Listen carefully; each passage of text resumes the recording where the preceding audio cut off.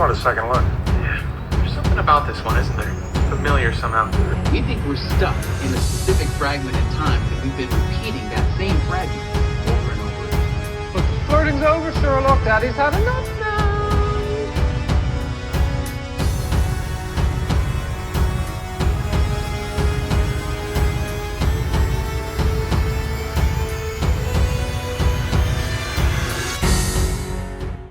Hello and welcome to You've Seen It Before, TV Reviews, Connections in Mind. Star Trek Discovery has dropped its third season on CBS All Access. All episodes are now streaming on there. And if you haven't seen the end of the second season yet, some spoilers for that is going forward.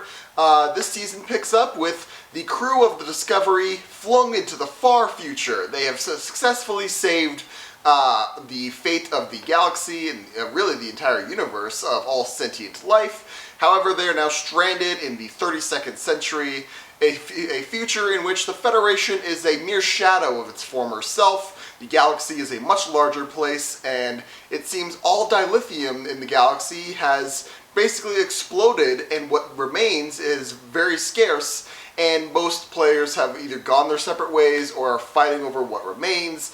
And it is up to the crew of the Discovery to fight to preserve the Federation, what is left of it, and also to restore it to its former glory.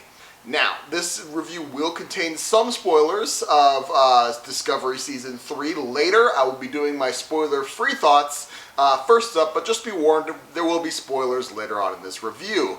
But with that being said, is it worth watching this third season of Star Trek Discovery? Is it worth waiting all this time to binge all the episodes? If you don't have CBS All Access yet, is it worth getting that membership now? I would say Discovery is one of those shows where each season is better than the last, and this one definitely is better than the seasons that have come before. It is actually a really good season where they actually do break some trends of previous Trek series that have come before, and it actually takes them in bold new directions. It fixes some problems that the series had been struggling with from its inception, and it actually really definitely charts a course for future seasons that I'm really excited to see. Whether they will pay off in those future seasons, who knows? But I feel like this season does a great job in establishing these things. And what this season does great is its character work. This season focuses a lot on our main characters, mainly Commander Burnham, Captain Saru, Ensign Tilly, Commander Stamets, and some new characters such as Adira and Admiral Vance, and Cleveland Booker. This is very much a character-focused season, and this season works best when it's focusing on the dynamics and the impact these events have on their characters. Whether it's the trauma of being flung far into the future, knowing that everyone you ever knew in the past, besides the people who were on your ship, is dead and gone, and you'll never see them again. What is that impact on the crew psyche? We find that out.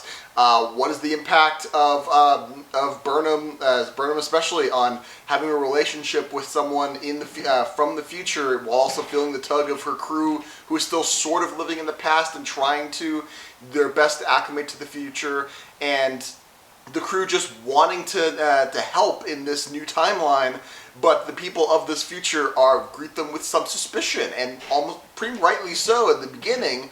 How do they overcome that? All these things are addressed in this season, and I feel like for the most part, they actually face these things quite well. The action in this season, I feel like the action is more what was about the previous two seasons. This one, as I said, is more character-centric, but the action that does show up in this season actually does look quite good, and really, this whole season is very cinematic. Star Trek as a series, now that most TV shows these days get pretty much like a cinematic budget for each episode, these things look really good. And they took full advantage of being able to shoot in some exotic locations. The first couple episodes, I believe, were they filmed on location in Iceland, and it looks great. They do such a good job with that, and just overall, if I had any qualms about this season as a whole, I would say some of the pacing issues between going from episode to episode, just how they spaced out certain events, certain mysteries that are set up early in the season. We expect them not to get answered fully until the very end, but the way they spaced out the slow reveal of knowledge throughout the season, I feel like could have been done a little bit better. But overall, I would say this season really delivered, and I'm really excited to see what's more. This whole season actually, in my mind, actually serves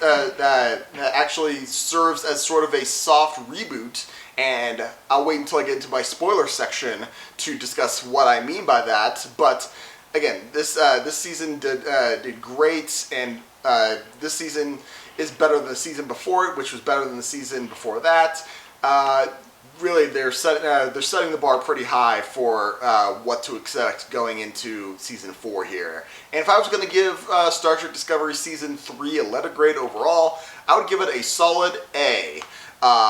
There are some things that I would have changed and some things I would focus on that keep it from being an A+, but a solid A effort, and I'm really looking forward to what they have left to go. Now that I've done my spoiler-free thoughts, I'd like to get into some spoiler thoughts as well as some analysis as to certain plot developments and character arcs that may seem familiar to you and where you may have seen them before.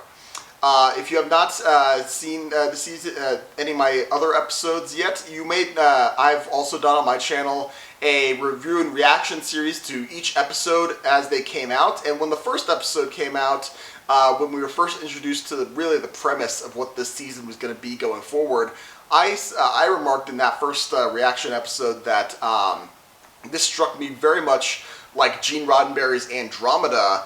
And that really, to me, got borne out by the end of the season, where both shows feature a ship from the past brought into the future, where the great civilization that ship served, be it the Commonwealth or the Federation, no longer exists, and the galaxy is essentially a lawless place, or very pockets of civilization remain. And the whole point of the show or this season revolve around restoring that civilization to its place and restoring order and civilization to the galaxy. And again, that was a Gene Roddenberry property. It's very underrated. I hope people get to see it if they have not. And this season of Discovery really gave me that sense of being familiar from that. And like I said, Andromeda is good, and so therefore this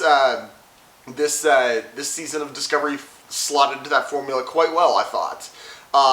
Another thing that there's this whole element of the post-apocalypse sort of thing where this season focuses on the burn, where pretty much all dilithium in the galaxy exploded at once, and what is left, and people are fighting over what few resources are left, what few dilithium resources are left.